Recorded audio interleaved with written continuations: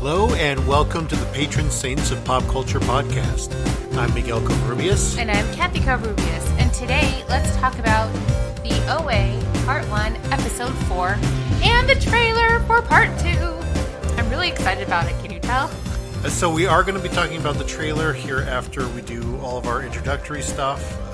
So this does cut down a little bit on our talking about the episode, but really there was just one major theme for this episode. Yeah, so, that we focused on and could talk about. That we really tried. pulled out We tried. for ourselves. Yeah. Yeah, we really did try. Like, we sat and we brainstormed and we're just like, and that's what we came up with. So we apologize for that, listeners.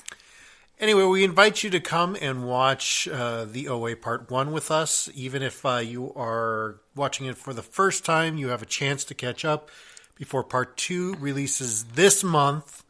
Yay! On the 22nd. On the 22nd. There's a lot of great things coming to Netflix this month. Netflix has stepped up their game. I think when they're losing all the Disney stuff, that they're like, well, let's get some of our own original stuff. Mm-hmm. Like the Dark Horse comic, The Umbrella Academy, which we're going to be talking about. That was just fantastic. Yes. They don't need Marvel. No, they really don't need Marvel. And to be frank, the past couple of seasons for their Marvel stuff has been kind of No, I know. This is almost on par with I think it was better than Daredevil season 1. Mm-hmm. Which is saying a lot. Yeah, I would say it definitely has the same tone as Daredevil season 1. I think it's a little lighter. It is a little lighter, but that's just because of the characters. It didn't take itself too seriously. Yeah. But we're not talking about that today. So let us get to our summary and review for episode 4 of part 1 of the OA. Okay. All right. My summary is Prairie continues her story. The OA continues her story about her captivity. This time, delving more into Homer and Homer's NDEs, near-death experiences. That's my summary. Okay. Sorry about that.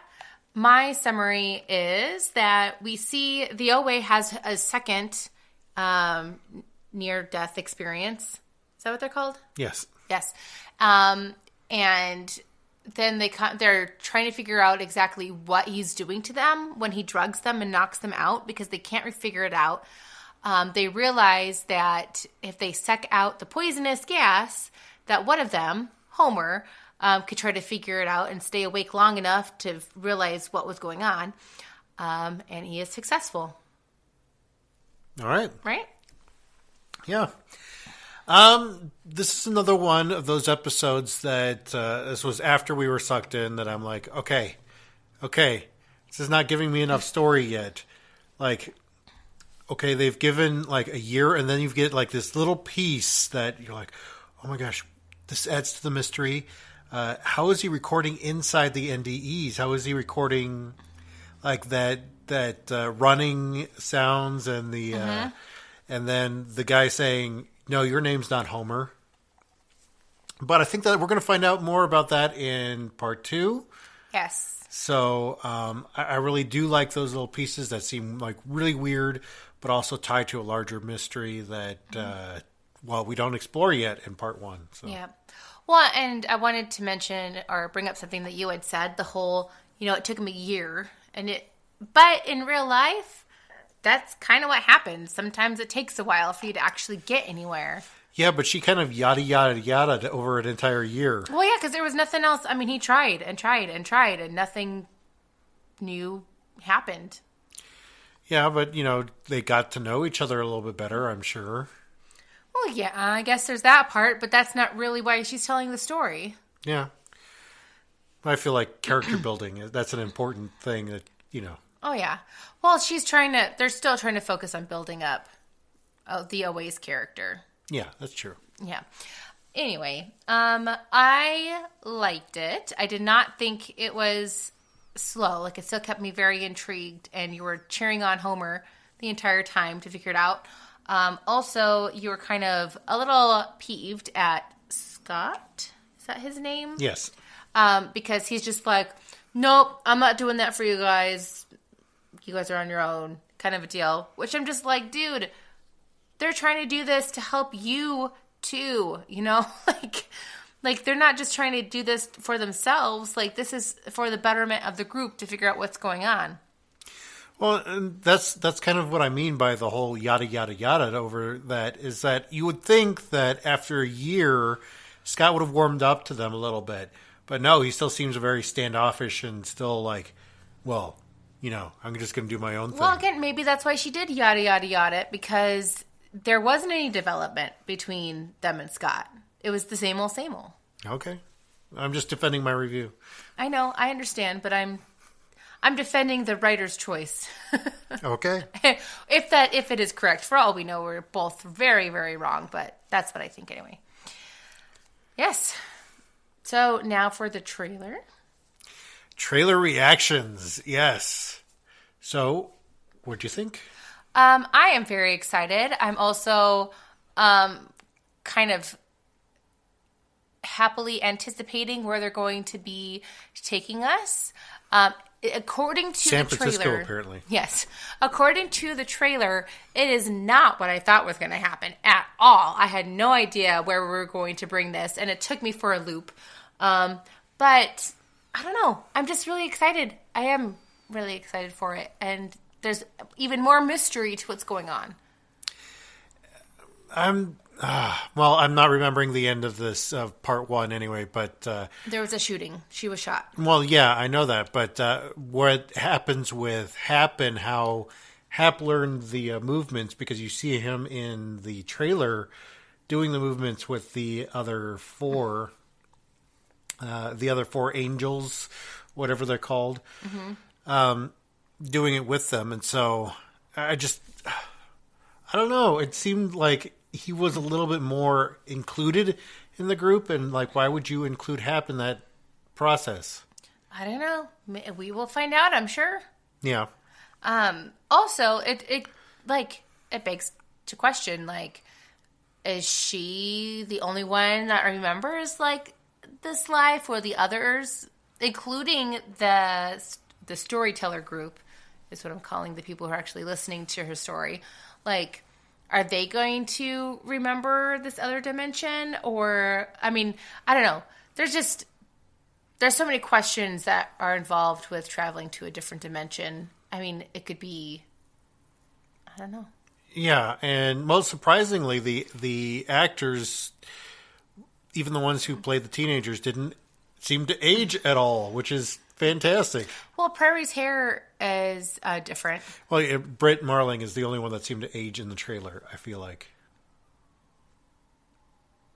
Sure. And she's the actor that I don't plays see what Prairie. you're saying. I know who she is. I just don't see what you're seeing. Okay. Well, you said it, her hair changed. And Well, yeah, but her hair could have changed just because that's how her hair it was in the alternate universe? Yes. Well, and that's what I'm excited the most about, is the alternate universe kind of take on the story. I really feel like there is that after death. Now, this is something that I've only seen on the internet, and I've not seen that there's any other like religious group or anything else that really believes this way. Sorry, I've only seen it on the internet. Well, no, I know. That's what I'm saying, is that having studied religions, I've never heard of a religion that really believes this way, but believing that in the afterlife, that the afterlife is just you take your place in another dimension where like your things were pretty much the same, and like you still have all the memories, but you don't remember it, kind of thing. Is that almost like Like as if you're reincarnated? not reincarnated? You just kind of your consciousness is like embodied in a alternate reality version of yourself. It's interesting. Yeah. I haven't heard about that before. That's why I'm like, I'm thinking about it. Yeah, see, that's what I said, is that I've only seen that on the internet. Like, people had that theory, and this has a lot to do with like the Mandela effect and what people call glitches. Did I die? Yeah, see, that's the thing, is that so many people believe, like, that's one of the theories on the Mandela effect, was that so many people believe that there was like this huge apocalyptic event that caused everybody who remember the Berenstain Bears as Berenstain Bears instead of Berenstain Bears. Which is to this day, like when I look at those books, I'm just like, you're wrong. You know, that's one of the prevailing theories, is that there was an apocalyptic event and everybody died, and so they got transported to this universe where they remember Berenstain Bears rather than Berenstain Bears. But then why? Why do we not remember like other things that were different? Yeah, see, that's where I think that theory kind of falls apart. That hypothesis, I should say. There's no way a theory. No. Well, and plus, who created it? Is there a reason why that there were certain things that were changed, but we were allowed to remember other aspects? Are we in the Matrix? Yeah, see, that's the whole point of the glitch thing, is that we are part of a computer simulation that is just messing up a lot. Okay, well, I don't think I'm part of a computer. Okay. Yep. And that's fine to believe. Well, yeah, because it's the truth. Well, you might be listening to me through a computer, but I'm not actually in the computer. Let us out. Oh, going back to the 90s. I remember growing up as a kid, like whenever we got our hands on a microphone, would be like we would record a little thing like, let me out, because you're in the radio. What? That's not a thing I did. Oh, well, my brother and I really liked microphones and making recordings on tapes and stuff like that, so we would do stuff like that. Oh. Let me out, and banging on the microphone to make it sound like you're in the radio. Oh my gosh, you're so funny. Anyway, talking about things that you continue to do, even though there really doesn't make very much sense. Let's go back to the episode of this part of the OA, part 1. Okay, yes. I want to talk about perseverance, which is the theme that we seem to have picked up in this episode. It seems to be the primary theme in this episode, but that just may be us. I'm sure there was other small themes, but this is really what resonated with us. And it could just be that my tired brain just couldn't dive deep into something else. So that's what we went with. Yeah, it's been a little bit of a rough week. Mm-hmm. So I really feel like there is this fine line of perseverance, or what I call the fine line of persistence, is that there is a fine line between deluded and something that should be lauded, like a good perseverance. Well, and we should also tell them, too, that we were having a discussion about the difference between resilience and perseverance. No, perseverance and persistence. To me, I feel like perseverance, there's more at stake. Like there's a potential loss behind it. Whereas persistence, it reminds me more of like a 4-year-old going, can we go to the park? Can we go to the park? Can we go to the park? Can we go to the park? You know, there's no real negativity. The worst thing that could happen is she doesn't go to the park. You know what I mean? Well, and here's where I disagree with you on, is because I really feel like they're completely synonymous, that they are interchangeable. I'm sure that we could look up oh my God. Thesaurus? With a thesaurus, yes. And I'm sure we could figure out who's going to win that debate, but we will do that after this episode. We will let you listeners decide who is right. It's me. Okay. So this reminds me a lot of, myself, because I remember that one of the professors that I had in college, I ran into him a few years ago when we were in Colorado, And I had talked to him, and he was talking to me about how he talked to the other professors about me and about how I was doing. That I was really the idea of persistence. That I, through everything that I had been through, that I just continued to persevere. That for those of you who don't know my history, I went through 10 churches in 8 years. Each time was getting let go or fired because of something silly. Well, not each time. You left a couple of times during I did the end. leave a couple of times during the end, but I was seriously burnt out Yeah. near the end. And some of the biggest issues there was not realizing that I was burnt out, that I was still continuing on this delusional path of, well, I'm supposed to be doing this, aren't I? Like, I'm supposed to be, this is what my life is supposed to be about. I'm supposed to be about ministry. I'm supposed to be about my youth ministry. But when I'm pretty sure those who saw me from the outside saw it as delusional. And so, like, it begs the question, when should somebody just give up? I mean, we see that Homer, going back to the show, I mean, it took him over a year to really get any idea about what was going on, you know? And really, in the large scheme of things, especially when it comes to, like, scientific discoveries and that kind of stuff, that's a kind of a normal time frame. I mean, we do see that certain aspects of technology do move faster than others, but some things are very slow and they do take some time. And I guess what I'm saying is it kind of depends on the scenario and what is involved. If it is breaking you down as a person, it's probably not the best thing. If you are, though, making little discoveries as you go along to kind of help further the end goal, then I think it's okay. Well, in Homer's case, I mean, it's your hopefully only avenue of escape.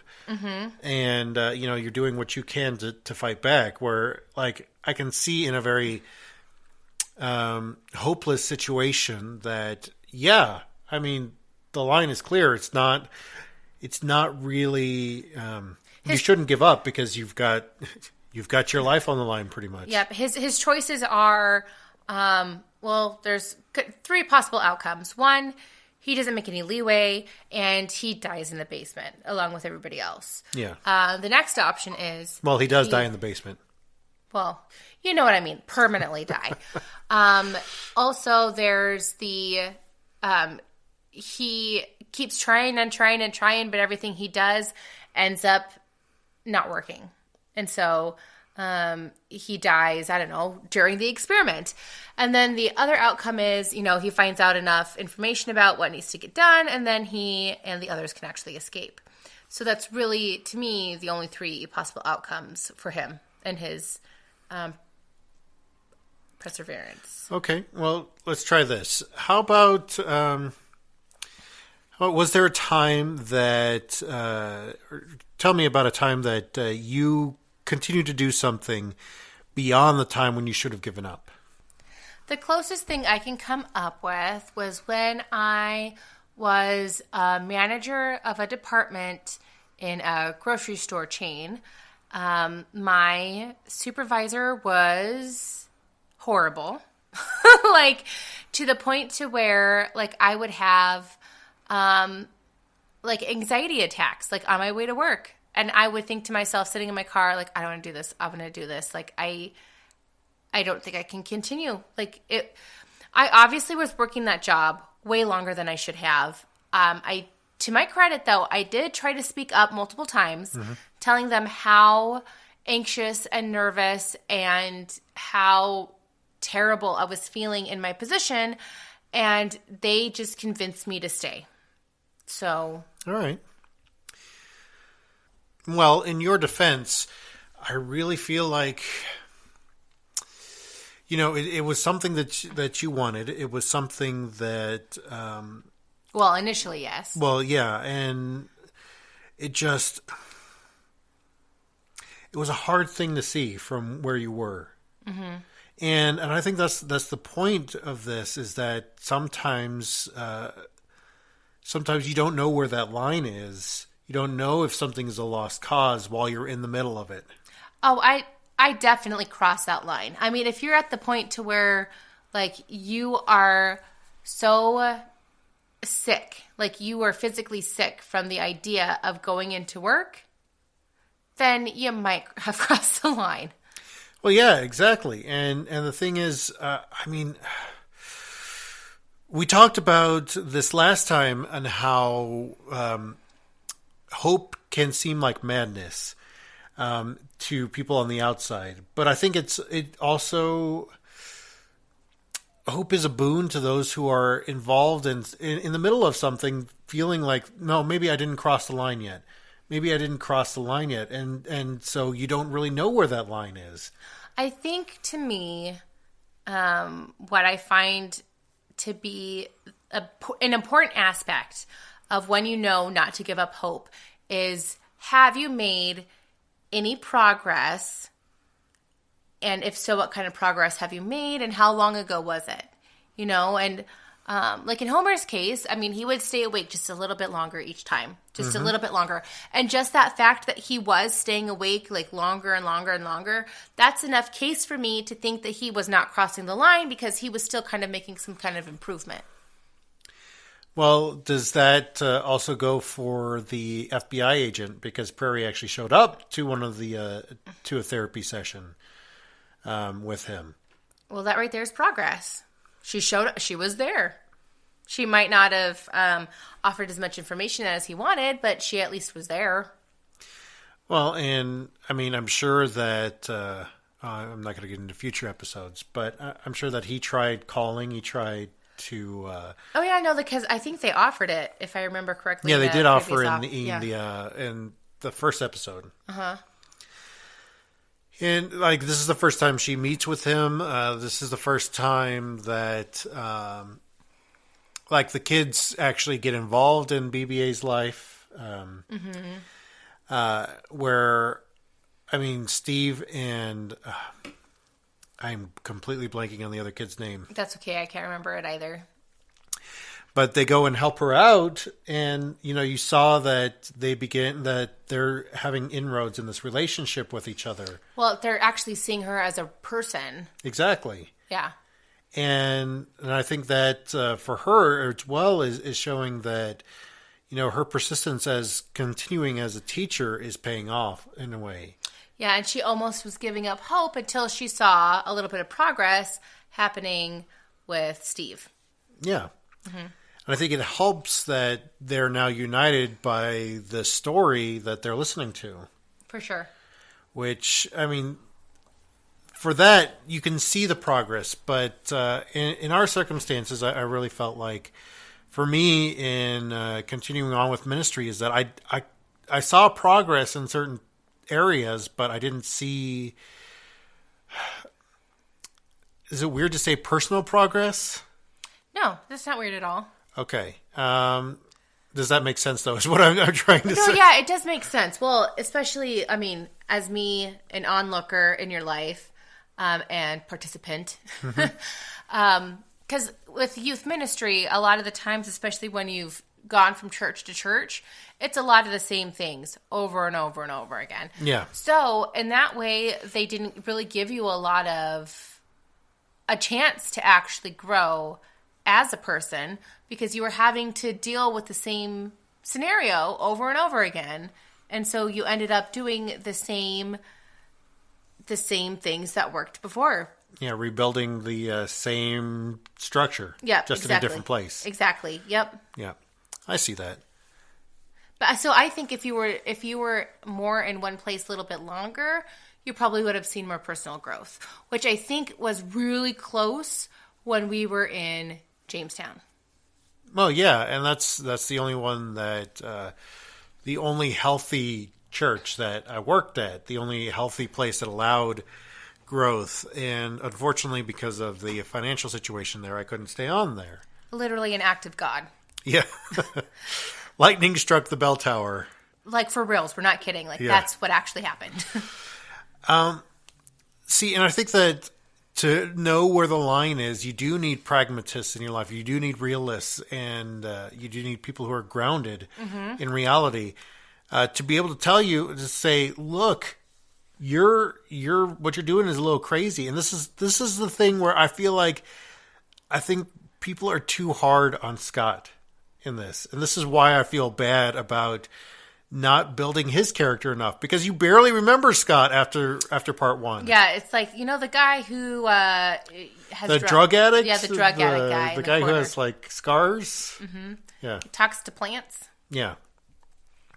But he's in part two because she mentions his name in the... But he looks so different. Well, I know. Because he doesn't have the dreads and, he looks different. Yeah. And Renata, who we're not going to talk about her yet because she's not until the end of the series or the part one. So, but I think dreamers need pragmatists, or are they opposed to one another?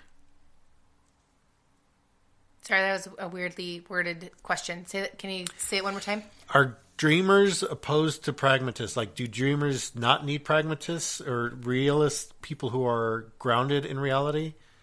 Are they at odds with each other? They can be sometimes. I mean, I know certain dreamers in my life that when I say, hey, you should think about this point, and this point before you do that, get angry because I've brought up those points, but eventually they usually know that I'm not doing it to be facetious. I'm just doing it because they are points that you have to think about before you move forward with a plan. Yeah, and I mean, to be honest, you are much more of a pragmatist than I am. Mm-hmm. That's for sure. I'm much more of a dreamer, much more of a much more of a big picture kind of guy, and like I didn't really identify with the OA or Prairie before. When I watched this the first time, but now watching it through the second time, I do see a lot of myself in that, wanting to believe the best, wanting to be, believe these things without any evidence, without any objective proof. Mm-hmm. Empirical evidence. That's what I was looking for. Good job. I'm proud of you. Thank you. So, would you be on Scott's side or would you be on Prairie's side in this situation? Oh, it's so hard to say. I probably, because even though I'm a pragmatist, you can still sway me to your side if you give me a good case, Yeah. So initially, I would side with Scott. It's kind of dumb. What if he realizes what you're doing and he kills you? That's a possibility that's out there. And I do understand his concerns. I do understand his objections. I am kind of upset that people just kind of poo-pooed him and was like, oh, whatever, Scott. You don't know. Yeah. But if I were Scott, I think that as time went on, as Homer was able to make little improvements, it might have perked my interest and gotten me a little bit more excited about what was happening. Exactly, which is why I was so upset that she yada, yada, yada over an entire year. Well, yeah, because he's probably stubborn. I mean, there's one point, many points. There's been times in my life when I am just flat out stubborn. Like, you can't convince me to do or think anyway. Like, you can tell me that the sky is red, hand me a bunch of evidence that the sky is red, and depending on my mood sometimes, I'm just like, whatever, I'll maybe look at your evidence, but I'm not like that now. I'm saying, like, in the past, like, I used to be so hard set in my ways to where it was really hard to make me think any other way. Mm-hmm. And maybe Scott's just in that mode. And to be honest, he you can tell he's still a little bit angry, and angry people tend to have a harder time being swayed from their position. There's I wouldn't actual evidence necessarily about that, say fully angry. I would say more hurt than angry. though. Yeah. Well, I think those two kind of go hand in hand. I was about to a say lot. he's definitely both. I think hurt would be primarily the primary of the two, though. I think right now he's just more angry. I think he's angry at himself for getting himself into this situation. Yeah. I think just based on his tone, based on what he said, I feel like he's more on the angry side than the hurt side. That makes sense. And I think like this is something that I mean, seeing myself now, I mean, yeah, I am still hurt by what was done to me in so many of the churches. I do still feel hurt, but I'm not bitter. I'm not angry about it so much anymore. Mm-hmm. I'm angry about things that people are still doing to other people that, you know, we could have rectified it long ago because you hurt me in the same way. And I see, those are things that, like, I feel like I'm more of a pragmatist on, like, to bring up the most recent decision by the United Methodist Church, like, to not accept openly homosexual individuals in their worship services. Like, what? Why? That's backwards thinking. Mm-hmm. And like, for me as a pragmatist, this is thinking, no, you've just completely signed your own end. Yeah. That's it. You're like the Shakers. Like, the Shakers died off, or this, you know, we're in Cleveland, so it's kind of, you know, relevant. Yeah. The Shakers died off because they didn't want to be married. They didn't want to have children and all this other stuff. They didn't want to move forward with where they were. Mm-hmm. Like, there are great groups who have been able to do, like, to be stuck in a place, but they still move forward. Like Amish communities, mm-hmm. They move forward, and they have the whole idea of how to move forward and a plan to move forward. But just shutting something down because you don't think it works. Well, and obviously there's enough evidence out there. There's other churches that are affirming and have changed their rules years ago. So obviously it does work. I mean, their numbers didn't, I mean, there might have been like an influx like when the decision happened, because anytime you make a major decision like that, no matter which one you choose, you're going to have, you know, a wave of people going in and out. So that's normal. More evangelicals will start to go into liturgical services. Yeah, that kind of stuff.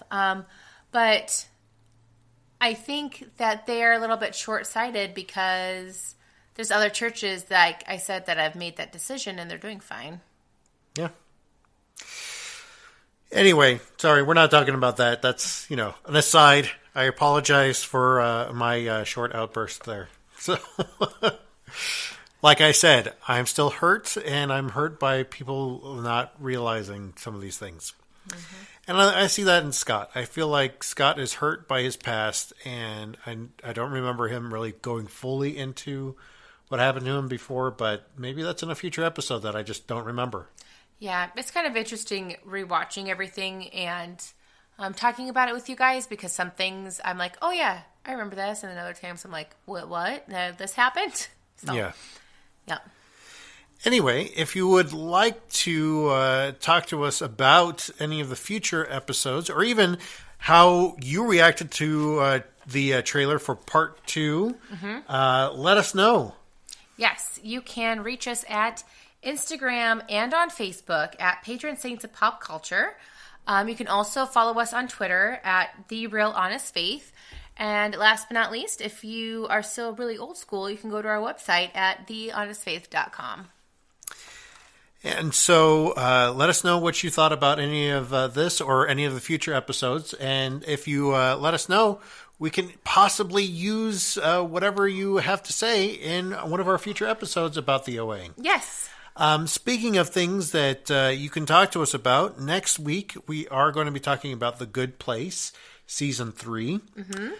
So we've got a lot to talk about there because, moral philosophy and pop culture. That's that show. Yep. So Also, we do plan on sneaking in the Umbrella Academy. And then as soon as part 2 comes out, it should, be time for us to start just chugging away on those. yeah. We'll obviously do one or two on the entire part 2. And then we'll probably go back and do each episode as its own solo podcast to continue doing what we're doing now, to give ourselves time to think about and digest some of these things for you guys. All right. So with all of that being said, we invite you to come and join the conversation. Bye.